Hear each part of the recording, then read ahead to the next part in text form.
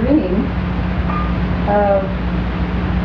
Joanne has been wanting us to talk about some of the things that are Burkholder historical past, and I was wondering whether we could just begin with the time that your father was, W.R. Burkholder, was appointed by the new Republican president to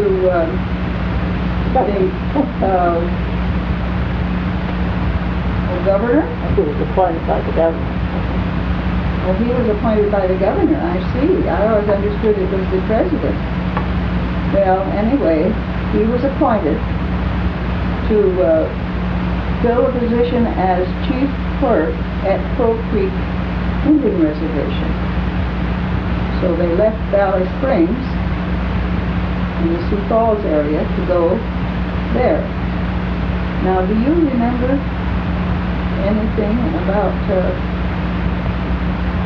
your mother telling about any of the stories at that time? She told me many stories, but I do not remember or do not know the dates. That's all right. How long it was, what year they went to the agency, how long it was before they were in trouble after it started. Well, that can be easily found in other places.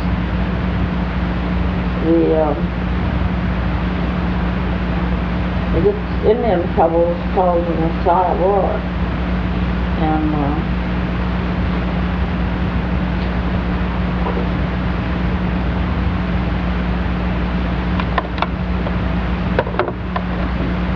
the Indians in that area had been hoping that a Messiah would come, and praying for him.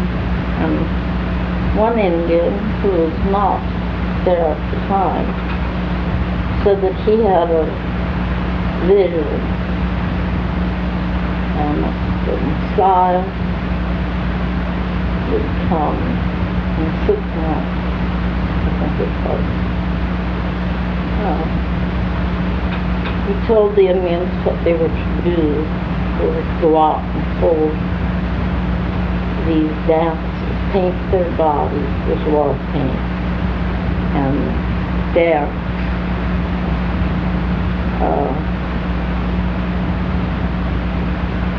During this time, while we were waiting for the Messiah.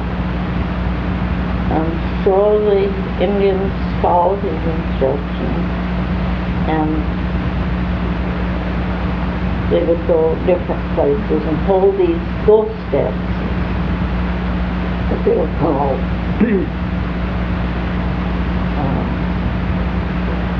The white people misunderstood the reason for this.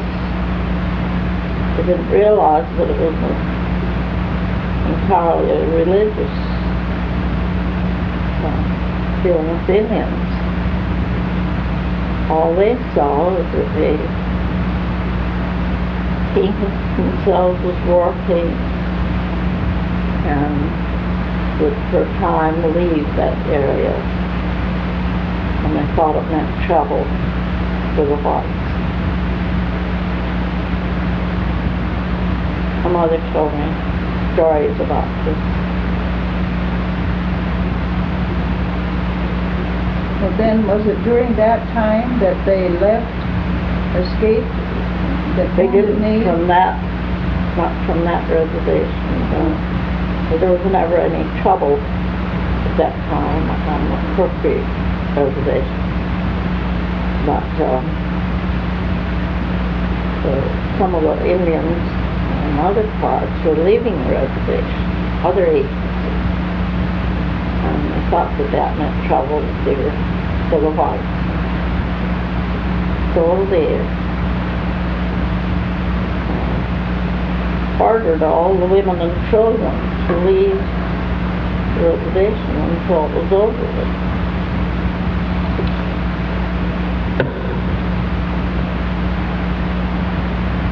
Then later,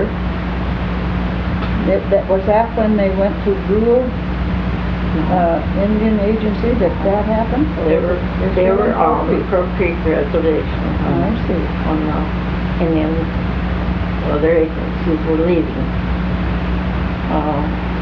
My mother had not wanted to go, so Where she had not wanted to go where? wanted to leave the reservation like the other women did. She didn't want to. No. I see. There were two older children, Alan and Norma. So she was allowed to stay, the two children, until word came that the Indians were leaving the reservation. And then she must be ready to go on a moment's notice. So she had her bag packed.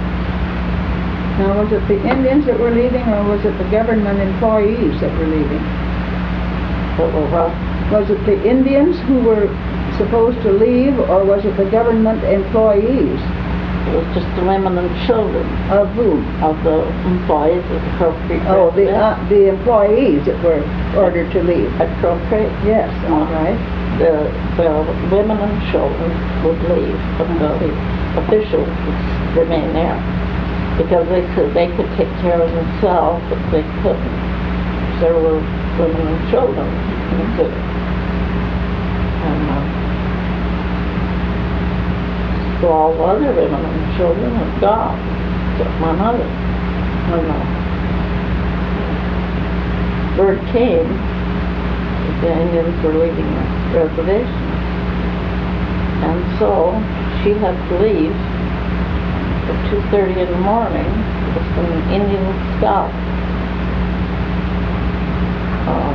for Chamberlain. Now the Indian scouts were young Indians who were helping the whites, telling them where the Indians were and where they were holding these dances, what they expected to do. And so the Indian scout was in as much danger as they were. Mother left with the children at night, and she said it was a very dark night. You couldn't see your hand before your face. And they rode in a Democrat wagon, which is a high wagon with a large wheel. And the Indian scout drove along at a reasonable pace until they were somewhere near Chamberlain. I don't remember how far, but it was a place that was called the American Forest. And these big trees in the forest were the burial trees, the Indians. So when we reached the American Forest, didn't say anything. Well, I left this up, but he didn't know a word of English, and my mother didn't know any words in Indian. But he picked up the horses and went at a breakneck speed through the American Forest, in and around these big burial trees. She immediately went down on the bottom of the Democrat wagon and holding both children until the wild ride was over. And then he pulled his horses down to old trot. Everything was peaceful the rest of the way into Chamberlain, where she boarded the train for Sioux Falls. Oh, I see. I know that I remembered her telling this story, and I didn't remember just how it went. Then it was after that your father was transferred over to the Brule Indian Reservation. Yes, the Lower Brule. Lower Brule Indian Reservation. Divided from the Crow Agency. And then he became agent in charge, Lord Burkholder. That's good. All right, then it was after that that Rolla was born. He was born on the Lower Brule Indian Reservation, I suppose, at the agency in 1893. Then those were the days of the spoils system. Whatever political party was in could make their own appointments to these jobs. So, and at this time, your father was a Republican, so he was appointed by the Republican governor, you say? And I suppose the governor had to go along with what the president, because Rolla told me one time, he said that they had to leave the Lower Brule Reservation when Cleveland became president, and I believe Cleveland was a Democrat. So it seems that the country went Democrat then, and the Republicans were out of a job, so the Democrats could have a place to serve. I never heard about that in detail. All I heard was a chorus. So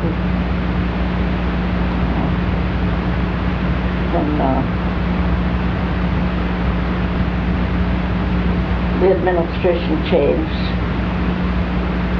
He was out of a job. Yes. Well, this was what it was. This was what it was. Now, then, of course, they left Lower Brule then, and they went back to the farm at Valley Springs.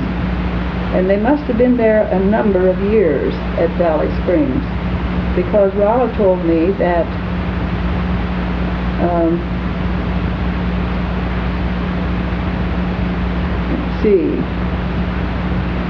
they went to Hills, Minnesota,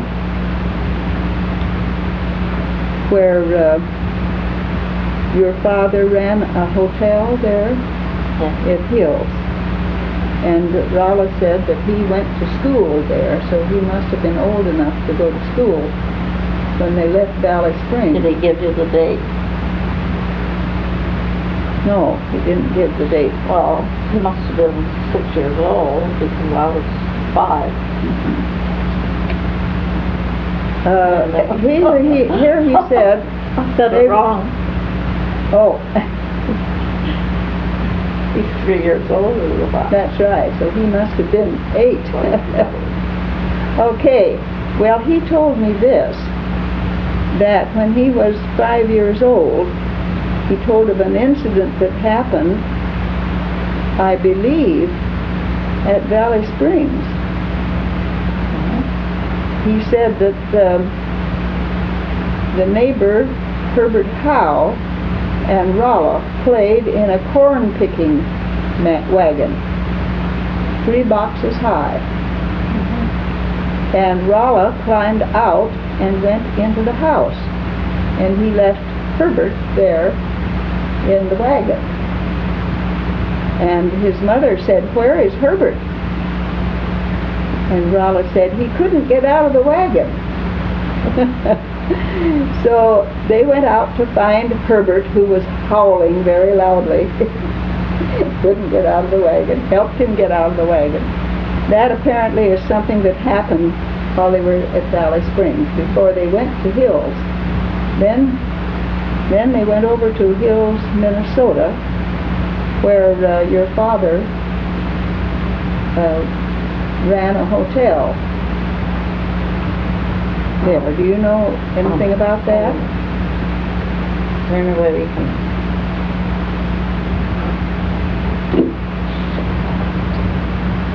shut it up and go back up? Now, we know that Rolla loved animals when we knew him, and seemed to have a great affinity for animals and the outdoors. He loved the outdoors. And didn't something happen there at Valley Springs when he was about 2.5 years old, that would indicate this at an early age? I could tell you something about that. Mother said that he was playing outside. He was only about 2 and a half. And my father didn't realize that he was outdoors. Horses were in the barn. And suddenly he came charging out of the barn. Rolla was sitting on the sloping driveway. One horse jumped right over him. Of course, my father came running. He was frightened to death. But Rolla looked up at him and smiled and said, "Dan no hurt me." The horse's name was Dan. Yeah. He had confidence that Dan wouldn't hurt him. And then I think you said once about him flying out, like to go out. Even when he was younger, the lion cellar door. Cellar that was built under the top through the planting door. And he loved to lie out there in the sun. Just to be there. Just to be there in the sun. And he was that young. And of course he did have a darker complexion than most of us as a result. I think I mentioned the time that he was, when he was about 5, that he had climbed into the wagon box and the other boys didn't know how to get out. I told about that, didn't I? I told you about that I just now. haven't heard that story. But I just now told it, didn't I? I think I did. Okay. So,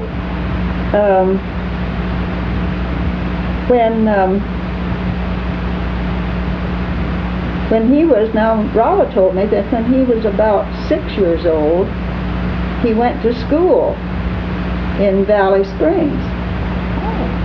And there were some people, some men, painting a house.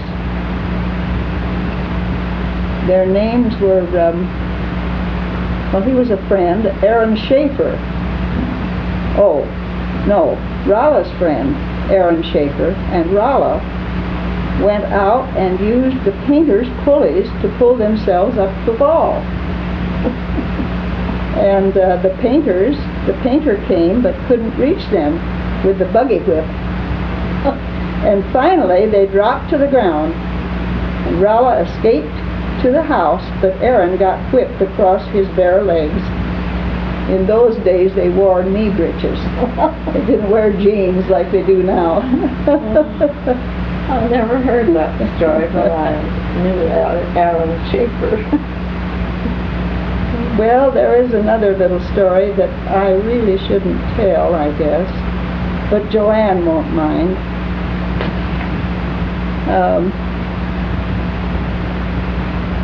Well, no, I think I'll leave that out. It was what Rolla's mother was looking out the window and saw him doing instead of going to the toilet. So, yeah, and I'll skip that. Well, while they're in Valley Springs, the engineer on the railroad was a Billy Doolittle, and he would give Rolla a ride sometimes in the engine, sitting on his lap, and let him ride in as far as Sioux Falls from Valley Springs. And then he would also let Rolla pull the lever that made the whistle blow. And when they went through Brandon. So that was an interesting little thing. And then later on, your dad or your folks would come into Sioux Falls and pick him up and take him back home. So, Uncle Billy Doolittle gave me a ride in the engine, but this fellow engine was switching around in the yard. Oh, I see. train. Anyway, I was wearing a white dress, and I stood me up into the engine, and I always had memory of riding a big black engine.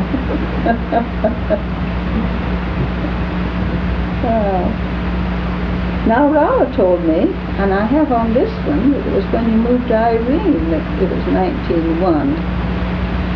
But this I took down while he was telling me, and I have it written that you moved to Hills about 1901. I don't know. Where your dad ran a hotel.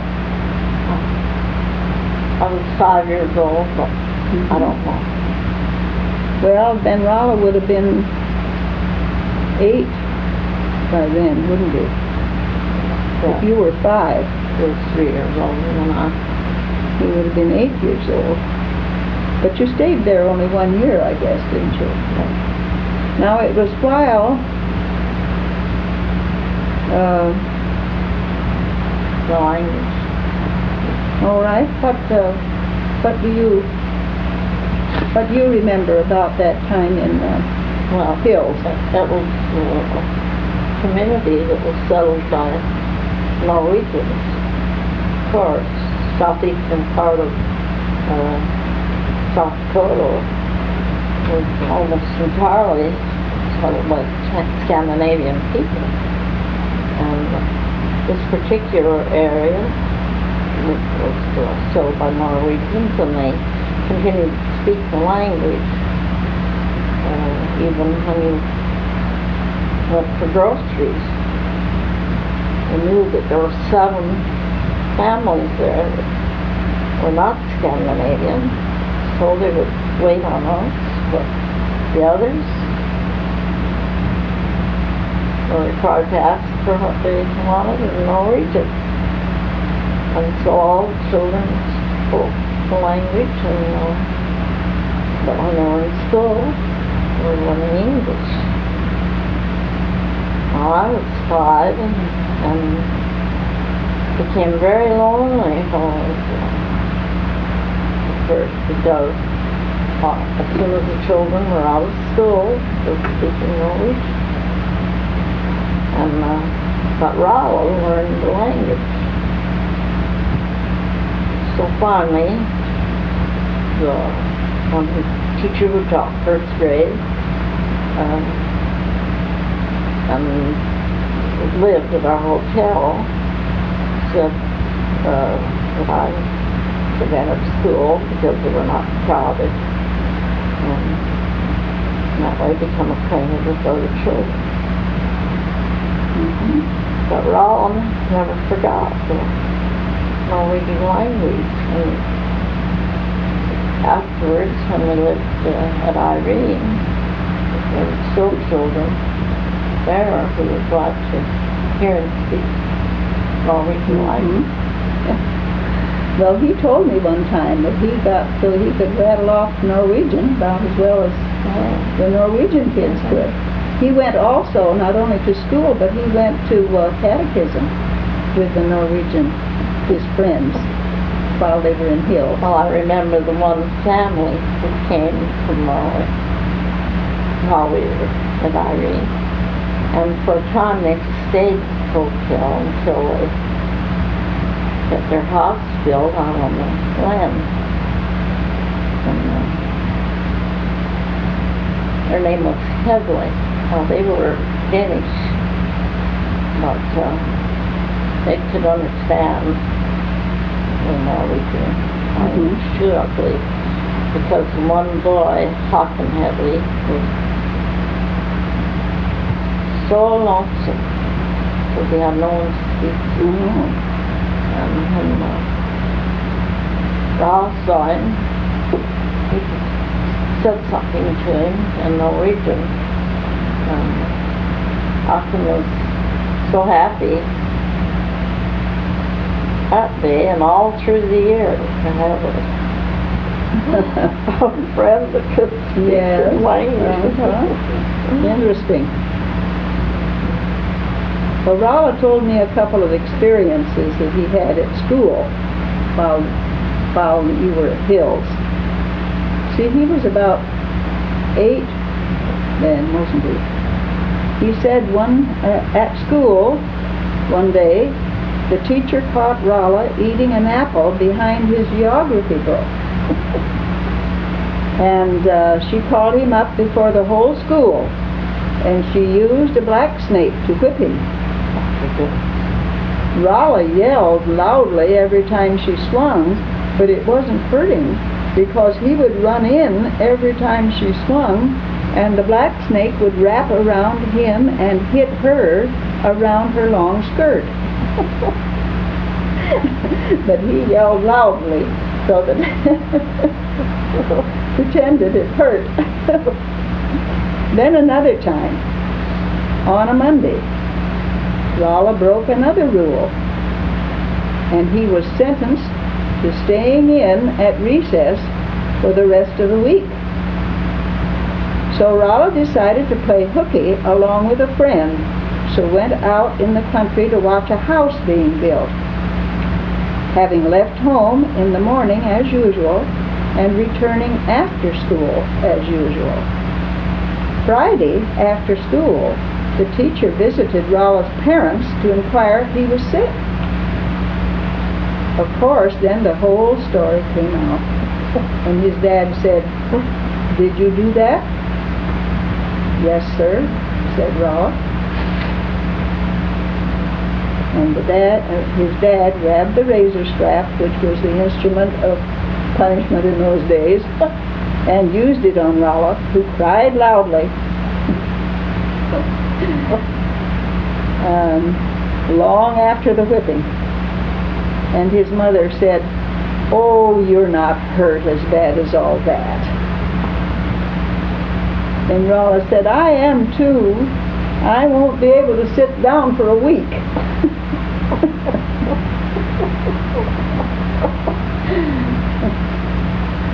And now Rolla told me too about the Norwegian language that had to be spoken, and the people there were trying to keep the community purely Norwegian.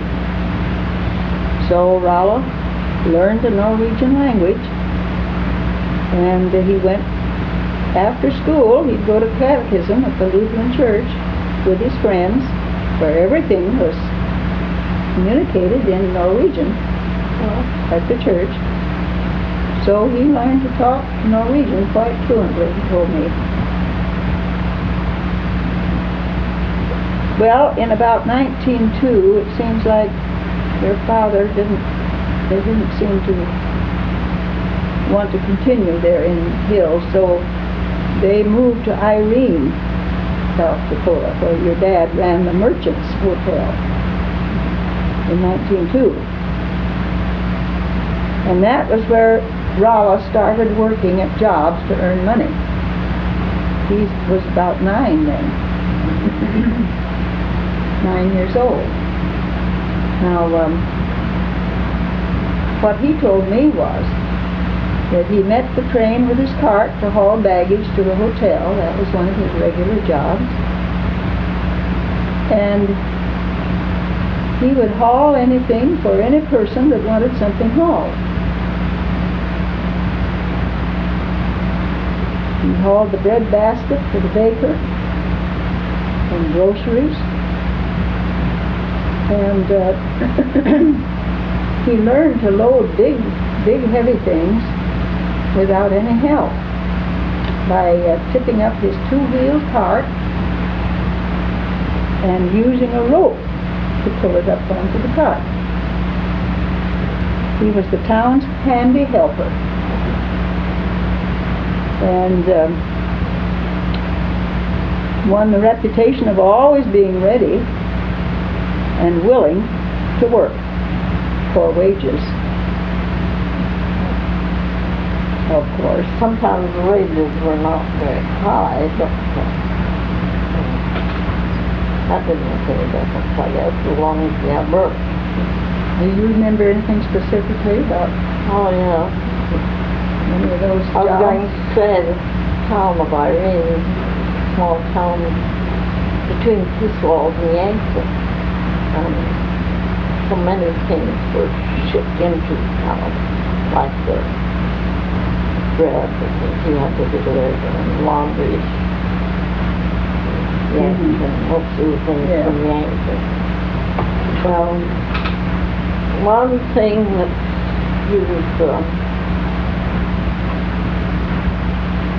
he did, he became janitor of the school. That's what he told me. And he liked to tell about how he'd open the windows and thrust blow. But